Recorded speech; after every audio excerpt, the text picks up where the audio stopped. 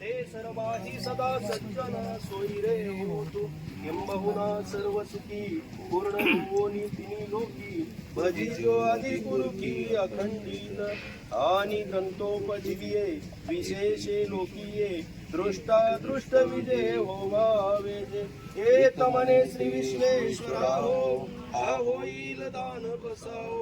येणे वरे ज्ञान देवो सुखया झाला येणे वरे ज्ञान देवो सुखया झाला येणे वरे ज्ञान देवो सुखया झाला पुन्हा